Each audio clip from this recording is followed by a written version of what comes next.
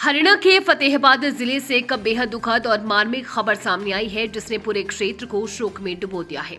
गांव कुम्हारिया के रहने वाले युवक अंकित जांगड़ा की यूक्रेन युद्ध में मौत हो गई है, जिसके बाद परिवार पर दुखों का पहाड़ टूट पड़ा है।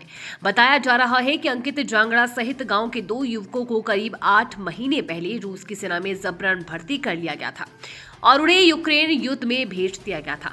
इस घटना के बाद से ही परिवार लगातार उनके सुरक्षित वापस लौटने की उम्मीद में प्रयास कर रहा था, लेकिन अब आई इस दुखद खबर ने सभी को झकझोर कर रख दिया है। जानकारी के अनुसार अंकित जांगड़ा का पार्थिव शरीर भारत पहुंच चुका है और उसे दिल्ली लाया गया है। जैसे ही ये सूचना परिवार को मिली, परिजन तुरंत दिल्ली के लिए रवाना हो गए ताकि अपने बेटे का अंतिम दर्शन कर सके और उसे गांव वापस लेकर आ सके। अंकित के बड़े भाई रघुवीर जांगड़ा ने बताया कि शुक्रवार को ही उन्हें सूचना मिल गई थी कि अंकित का शव भारत भेजा जा रहा है। शनिवार को परिवार दिल्ली पहुंचा और वहां से पार्थिव शरीर को लेकर गाँव कुम्हारिया लाया जाएगा, जहां पूरे रीति रिवाज के साथ उसका अंतिम संस्कार किया जाएगा। इस घटना ने न केवल परिवार बल्कि पूरे गांव को गहरे सदमे में डाल दिया है। गांव में मातम का माहौल है और हर कोई इस दुखद घटना से व्यथित है।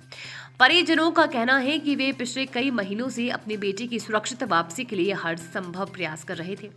उन्होंने दिल्ली और चंडीगढ़ जाकर रूसी एम्बेसी, विदेश मंत्रालय और रक्षा मंत्रालय से मदद की गुहार भी लगाई थी, लेकिन इसके बावजूद वे अपने बेटे को बचा नहीं सके।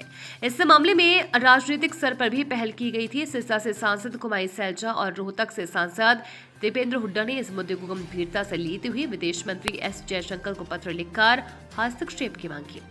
उन्होंने सरकार से अपील की थी कि ऐसे मामलों में तुरंत कार्रवाई की जाए और फंसे हुए भारतीय युवकों को सुरक्षित वापस लाया जाए।